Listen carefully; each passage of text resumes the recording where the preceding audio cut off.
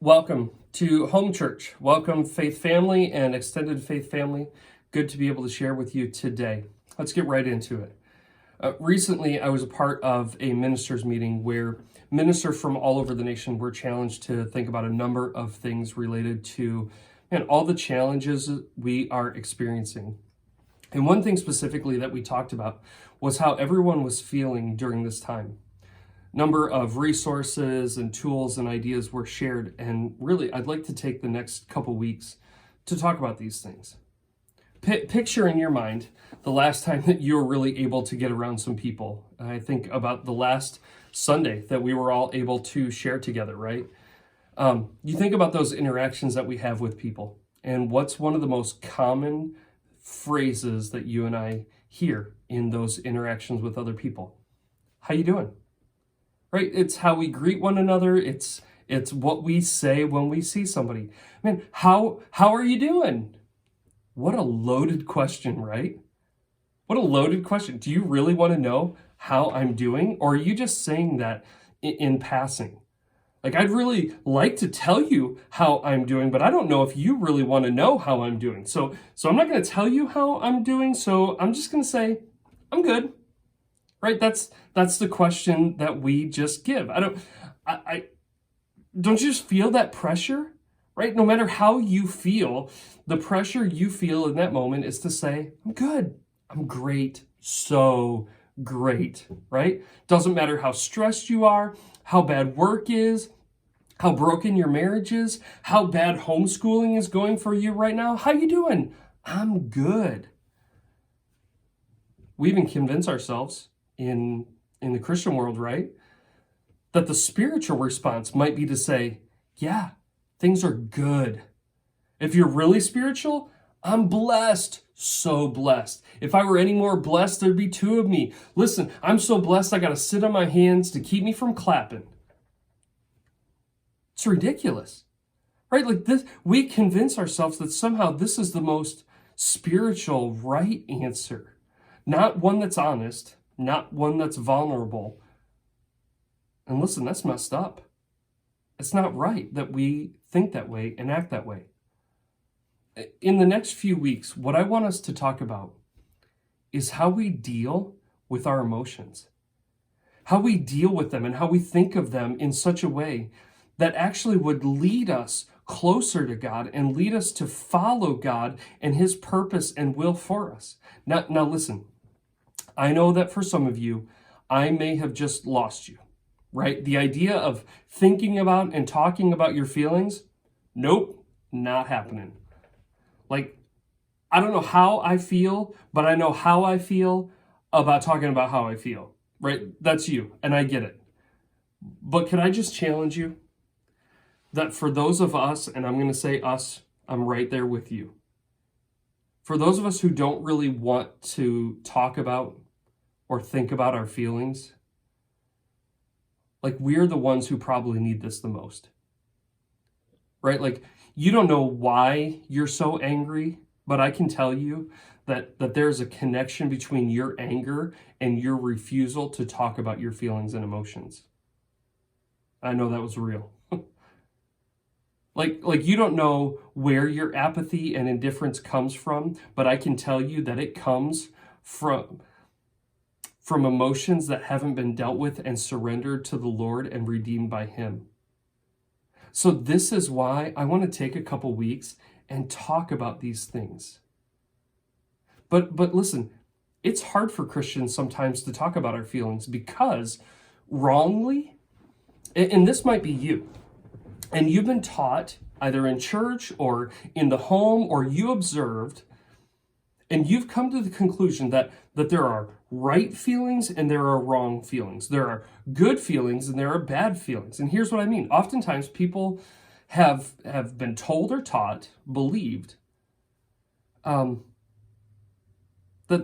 this is the way you should feel.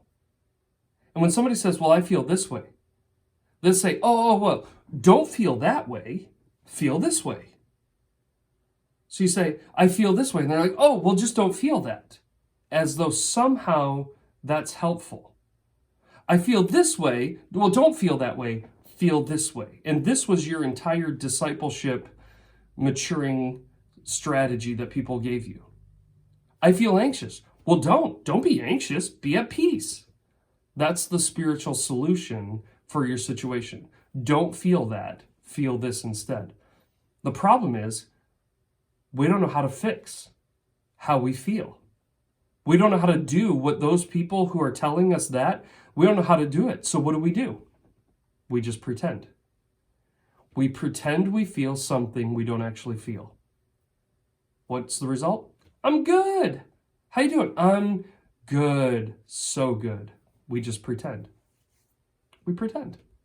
But listen, there's good news. For those of us who struggle with how we feel and expressing how we feel, there's good news. Technology is here to help because we have emojis, which have unlocked and given us permission to express all the feelings that we feel, right? You're familiar with these. We use them in text messages all the time. This is how we try to portray. This is what we tell everybody we feel. I'm great. I'm so good, right? And we tell everybody, hey, I could even give you a wink and a smile. Like, this is where I'm at. Overjoyed.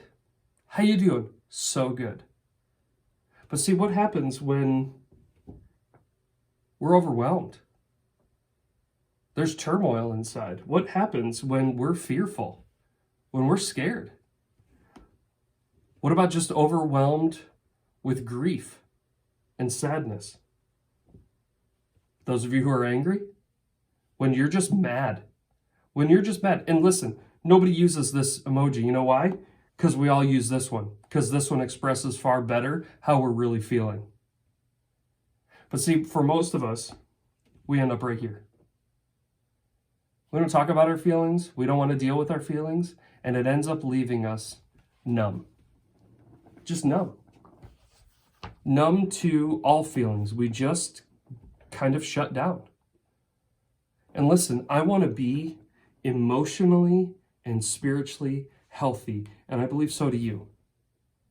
So let's invest the next couple of weeks in pursuing both spiritual and emotional health, especially during this time when we find our emotions all over the map as we try to deal with this COVID-19 and cancellation and what's going on in the world and everything. Now, the way that we're going to do this in the weeks to come is by examining some Psalms. And David, who writes most of the Psalms, he's an amazing man. He's a shepherd boy, giant killer, becomes king, a powerful king, a man after God's own heart. He's a man's man. And one thing we might not think about is he is an incredibly emotional guy. He expresses his emotions so vividly through his Psalms and writing to people all around him.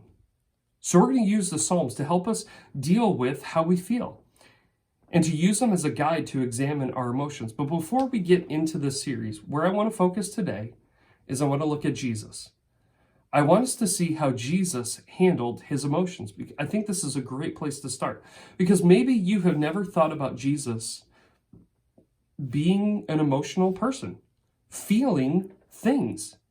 Sometimes we think about Jesus and, well, he's the Son of God. He's God become a man. And we often think of Jesus just as a robot, right? He's just going through it. Here I am. I'm on the earth. I'm going to live this perfect life. And it's so easy. I just go through the motions. And Jesus' emotions and feelings are often not on our radar. What's crazy is I was doing some study in this. I found one place that said that Jesus expressed 39 different emotions throughout the Gospels. That's crazy. I didn't even realize there was 39 different emotions, right? Well, when I look at the emojis, there's at least that many, right? But he feels all kinds of things. Just quickly, a couple examples, right? He is delighted over the Roman centurion's faith. He's sad when he looks over the city of Jerusalem and the people rejecting him. He's angry at the religious leaders in the temple who have turned it into a place where people are being ripped off rather than having lives transformed in the presence of God. We see him joyful when 72 disciples return, telling stories about how God used them. We see him weeping and grieving over the death of his friend Lazarus. We even see Jesus feel shame. You might even think of that. 1 Peter tells us that Now, it wasn't his shame. He felt our shame on the cross. Jesus felt shame. He had a lot of different feelings and emotions, and we can see in this that emotions and feelings are not a sign of weakness like some of us have wrongly thought. They're actually a sign of our humanity. This is who we've been made to be. Our emotions are a gift given to us by God. So the question is not, are emotions right or wrong? The question is, what do we do with our emotions and our feelings? How do we manage them? How do we deal with how we feel? I think it might be helpful for us to maybe understand where we even get our understanding of this word emotions. It's incredibly helpful. The word emotion actually comes from a Latin word meaning to move. To move. That's incredibly interesting because we can think of it this way. God gave us our emotions to move us. So the question is, where are they taking us? Where are we letting our emotions, our feelings, take us? So if emotions are a vehicle that we climb into, where's it going? If I climb into the vehicle of anxiety, where is it driving to? If I get into the vehicle of guilt, where's it taking you? Like, where is the Uber of loneliness taking you? Where is the joy taking you? Where is the anger taking you? Our emotions are not right or wrong per se. They're an opportunity for us to go somewhere. We could even think of our emotions as maybe a fork in the road. Right? Like, here's where I am. I feel this way, whatever it is. I'm right here. Well, where is that going to take you? Right? When the emotion of shame comes, which direction are you going to head? It can either take you to the destination of isolation and loneliness, or it can take you to a place of forgiveness and freedom and healing. Right? Like, if you're feeling loneliness, it's whether it's going to take you to a place of depression and despair, or it's going to take you to a place of connection and dependency on God. Here's the point. Our emotions, and there's a lot of them, they're just vehicles to take us somewhere. Those emotions are just opportunities to either move us closer to the heart of God and the people of God, or to move farther from Him and His people. And again, sadly, wrongly, we believed that if we had this emotion, well, that's the wrong emotion, so we need to have this emotion instead. So we felt worse about it, about having these emotions, because we believed wrongly. And that guilt over how we felt has actually driven us further away. But biblically, what we see is that our emotions are an opportunity for God to take us to a place, a deeper place, a more mature place than we ever thought was possible. We're going to let your emotions take you. If you got a Bible, turn to Matthew chapter 26. I want to look at just a couple verses together today. And, coming into the Easter season and Resurrection Sunday, we spent a couple weeks together really looking at the events leading up to the cross. And so we've covered this section already, but I want to go back and look at a couple verses because they're incredibly powerful in considering and looking at how Jesus dealt with his emotions. Matthew 26, we're going to pick up in verse 36 in just a second. But just to review, Jesus has already gone through an incredibly emotional evening already. He's had the meeting, sharing of the Passover meal with his disciples. He's washed the disciples' feet. He has told them that one would betray him. I mean, they've already had a fairly emotional evening already. And now they're headed to the Garden of Gethsemane. And here, Jesus is going to spend some time in prayer before ultimately being led to the cross. Judas here is maybe hours away from coming with a crowd to arrest him and take him. So look at verse 36. When Jesus went with them to a place called Gethsemane, He said to his disciples, "Sit here while I go over there and pray." And taking with him Peter and the two sons of Zebedee, that's Peter, James, and John, he began to be sorrowful and troubled. Then he said to them, "My soul is very sorrowful, even to death. Remain here and watch with me." And going a little further, he fell on his face and prayed, saying, "My Father, if it be possible, let this cup pass from me. Nevertheless, not as I will, but as you will." If you turn over to Luke, Luke is a medical doctor, follower of Jesus, who gives more details about the physical and emotional distress that Jesus was under. In Luke 22:44, he says, "And being in agony, he prayed more earnestly, and his sweat became like great drops of blood falling down to the ground." Yes, a real physical condition that can happen when we're under such incredible stress that tiny capillaries in the sweat glands actually burst and blood and sweat mix. Jesus says he is sorrowful even to the point of death. I'm so overwhelmed with sorrow that I feel like I'm going to die. And here is what strikes me, that I bet there are some Christians who, if you were to express that same sentiment to them, "I am so overwhelmed with sadness that I just feel like I'm going to die," their response would be, "Well, don't feel that way.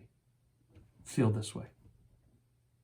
"I feel that," "Well, don't feel that. Feel this way." "My soul is sorrowful even to the point of death." Well, smile. God loves you. Jesus, don't you know that? God knows you. He sees you. Jesus, haven't you read Romans? God works all things to the good of those who love him and who are called to his purpose. If you love God, Jesus, he's got this. Don't feel this way. Feel that way. Like, do you want to tell Jesus that? I don't. "Jesus, you just need to have more faith." I'm not about to tell him that. And yet, isn't that the message we've received from others and maybe even have said ourselves? Don't feel that way. Feel this way. And here's my hope, that as we read these verses, it might free you from the lie that you always need to feel happy. Jesus didn't, and you don't either.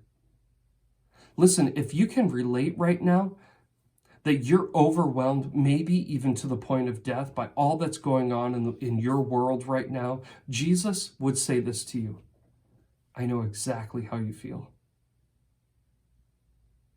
His words are not, "Don't feel that, feel this." His words are, "I know exactly how you feel." And getting this little bit of theology right completely changes how we process and deal with our feelings and emotions. So let me talk about a couple things as we examine this idea of thinking about our emotions and our feelings. I know that as I record this and I talk to you, and that there are a ton of different people listening to this, people from all different generations and backgrounds. And what's interesting is different generations have truly been taught, either overtly or through culture, to deal with and think about their emotions very differently, right? Like if you're part of the silent generation or the boomer generation, they were primarily taught emotional avoidance. Like many emotions were not allowed to be expressed, and certain emotions should be avoided at all costs. Well, the generation that comes after them, then the next generation, who were raised by the boomers, they swung a very different direction. And this was my generation. We were raised on Nirvana and Alanis Morissette, right? You feel your feelings and you put your feelings out there. That's what we did, right? And here's what that generation learned and why they responded and acted differently. They found out that if you avoid emotions, if you just bottle it all up, it eventually comes out. And when it comes out, it's not pretty, right? Most often it surfaces in anger and apathy, which leads to all kinds of destructive behaviors. Like, why do I drink when I'm angry and overwhelmed? Why am I compulsively visiting those websites? Why do I go on the shopping spree and feel better? Why do I find myself eating so much ice cream? Not a pint, but a spoon with a bucket. How come I go from relationship to relationship but can't seem to make a commitment? Why do I yell and scream and promise myself and others I won't do it anymore, only to then yell and scream some more? It's all symptoms of emotional avoidance. Just stuff it down, don't deal with it. But the Bible tells us that what's in the heart, it comes out. Eventually, it all comes out. Well, this then leads to the Xers and millennials, and they tend towards emotional indulgence. Like, we just feel our feelings. That's the approach. That's how we're going to engage. This is how we've been taught culturally to deal with it. Whatever you feel is right. Find your identity and your desires in your feelings. Right? Really, you let yourself be dominated by your desires.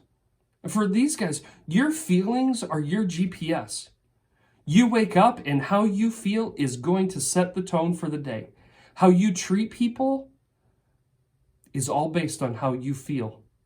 You're feeling your feelings in a very real way. And if you're encountering other people and they're being affected by how you feel, well, sorry, that's just how I feel. What am I supposed to do? That's how I feel about it. So your feelings are acting really as a thermostat for your home, for your workplace, for your friendships, for your church. It sets the tone for how you interact with those around you and how other people are interacting with you. Crazy, a study that I looked at by Dr. Daniel Goleman, he says this: emotions are more contagious than the flu.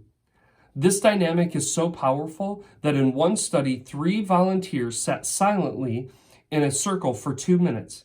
And at the end of the time, the most emotionally expressive person transmitted his or her mood to the other 2 without saying a word.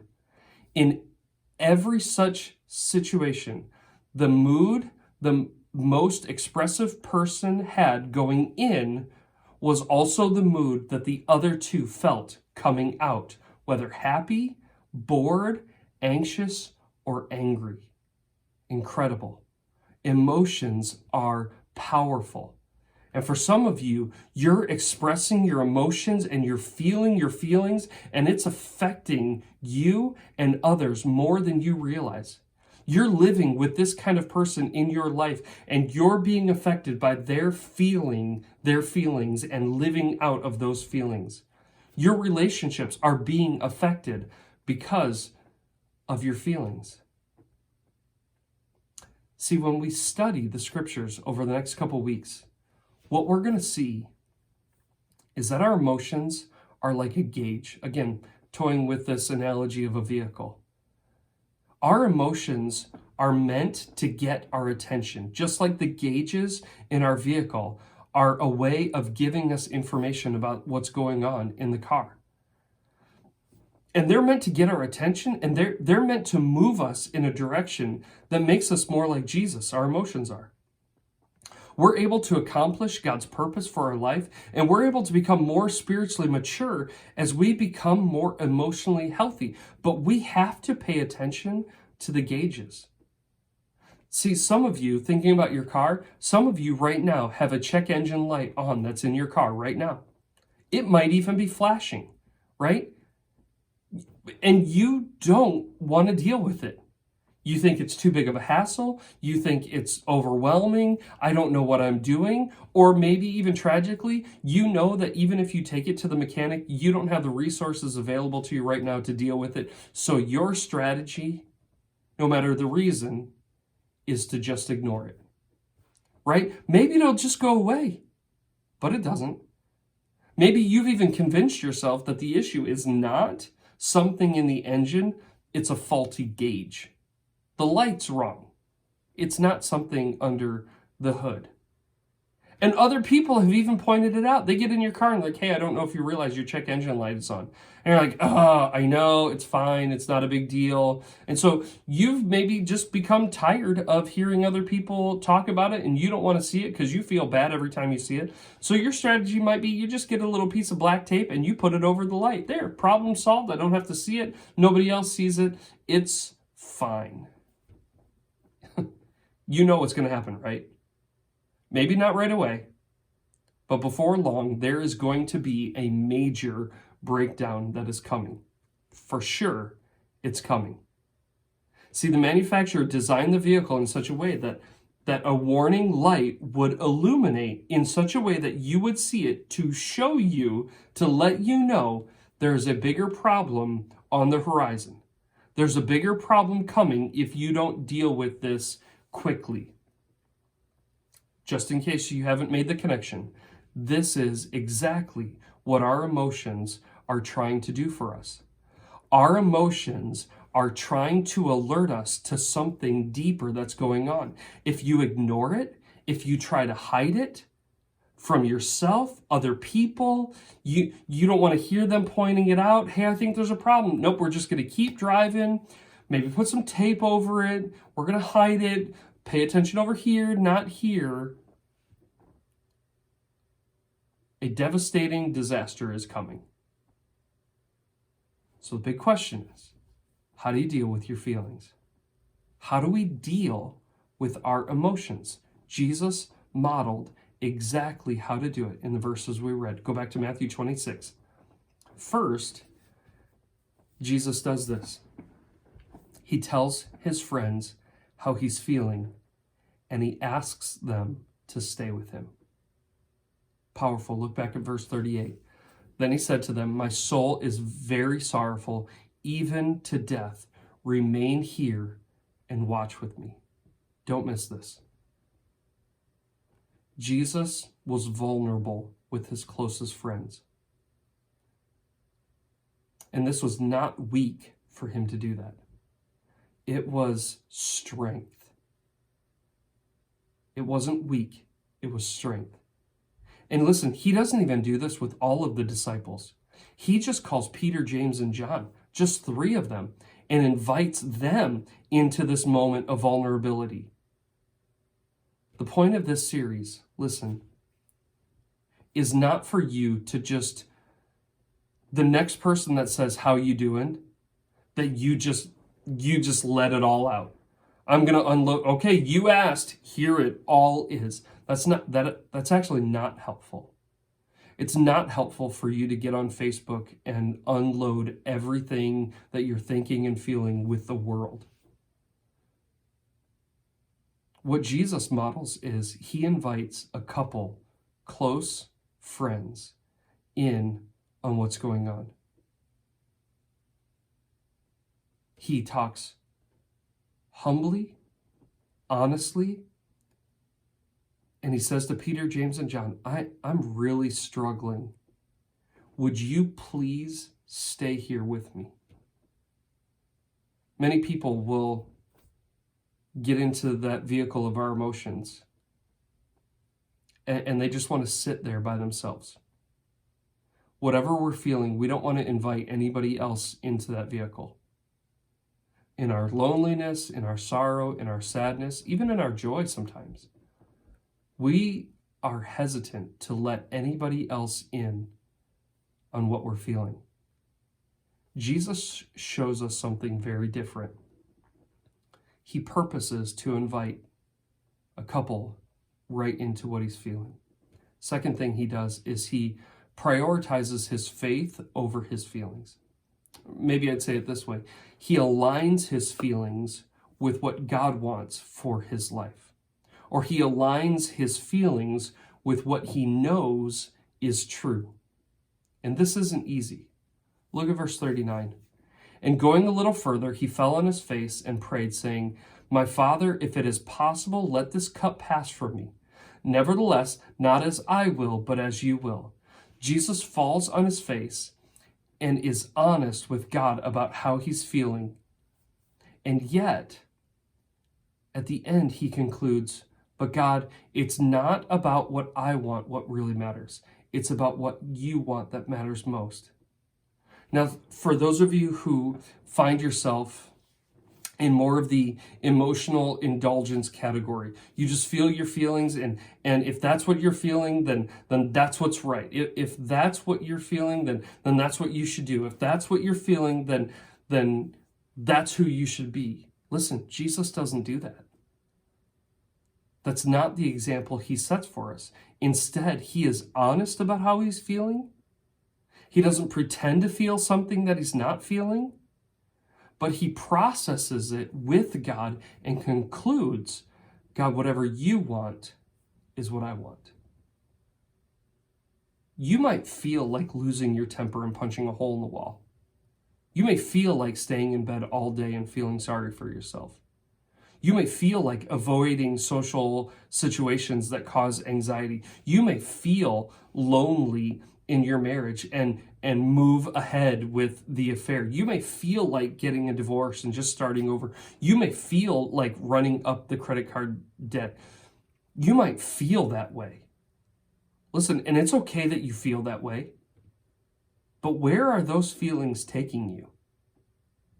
Listen, there's no way that I'm going to simply tell you, well, don't feel that way. You feel this way? Well, don't feel that way. Feel this way. What I want to ask you is this: where are those feelings leading you? Some of you really need to hear this.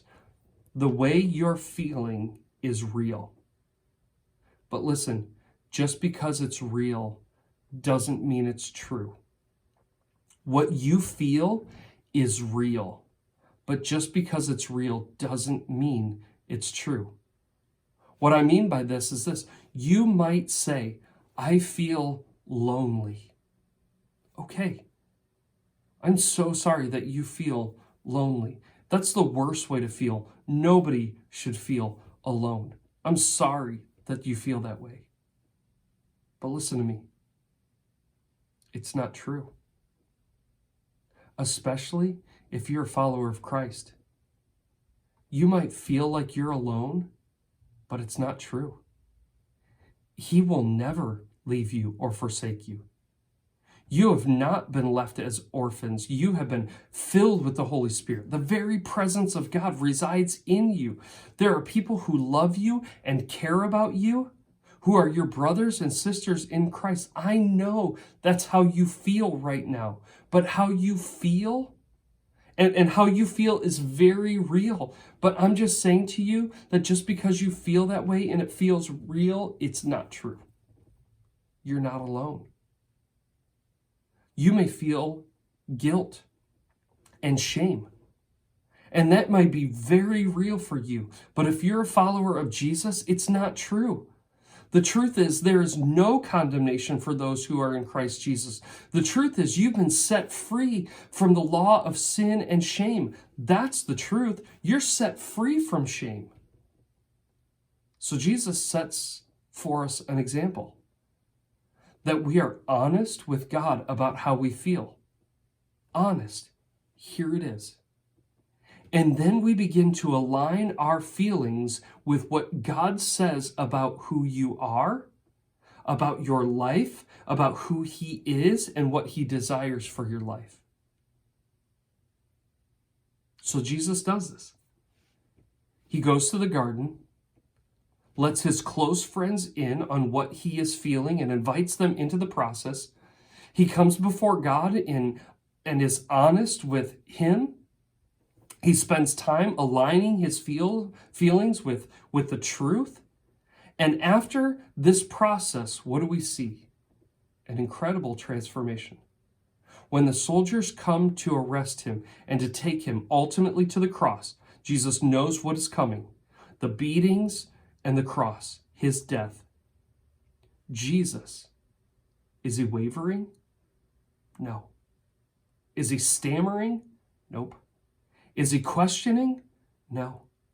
He is resolute. Something powerful has changed. He is not on his face. He is standing up, strong, determined. He sets his face to the cross and he marches forward. The last thing is this. Where did Jesus process his feelings? Where did he work through how he was feeling and the truth? He processed them in prayer. In honest prayer, talking to God.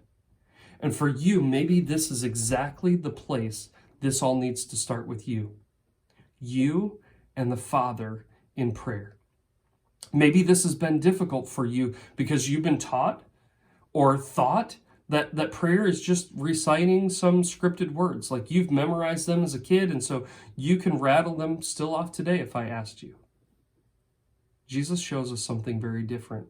He is honest and vulnerable with the Father. Jesus says, Father, let this cup pass. He's honest. If there's any other way that this can happen, let's do that. I don't want to do this. What would honest prayer look like for you? Father, I am so stressed out right now.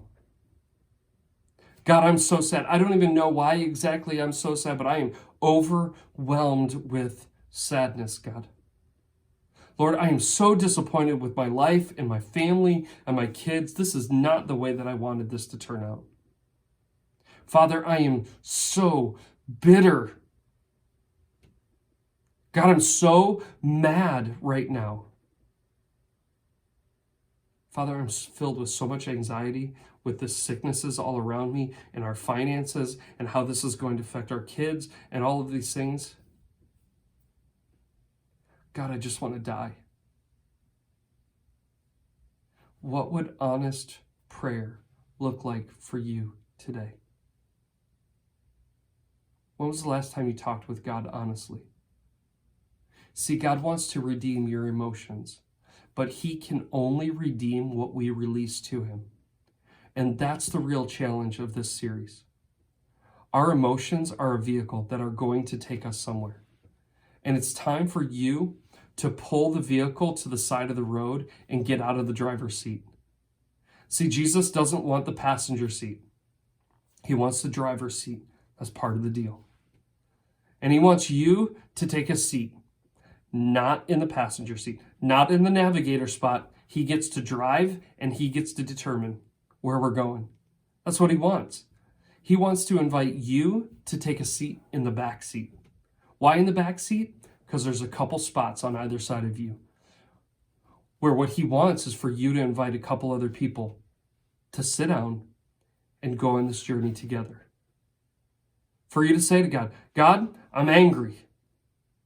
Okay, Jesus, where are we going? Where are you going to take me in these feelings of anger that I have? And you invite a couple people and Jesus to take the wheel, and here we go. Father, I'm scared. Would you please drive? Would you take these feelings and emotions of being terrified and would you lead me somewhere? Because if I let them drive, they're going to take me somewhere I don't want to go. You invite him in the midst of all the things that you're feeling, and I know it feels strange, but you invite him right into the moments of fear, right into the moments of disappointment, right into the feelings of being overcome by lust. You invite him into the overwhelming feeling of whatever it is, because our feelings are an opportunity to invite God to move us to places we never thought we could get to. Our emotions, your emotions, they're not a sign of weakness. They're a sign of your humanity. Where are you going to let your emotions take you? Last thing I'll say is this. I know that we've not been able to get together face to face. When I picture that day when we all get to come back together in the church and we get to greet one another, I don't want this to be a church of fake responses. How you doing? I'm good. I don't want to be a church of plastic smiles. I want us to be a church full of people who are honest about what they're feeling and have found relationships and honesty with God to process and work through exactly how we're feeling and trust God in taking us to places even through our feelings. I love you so much. I pray that today's been a blessing to you.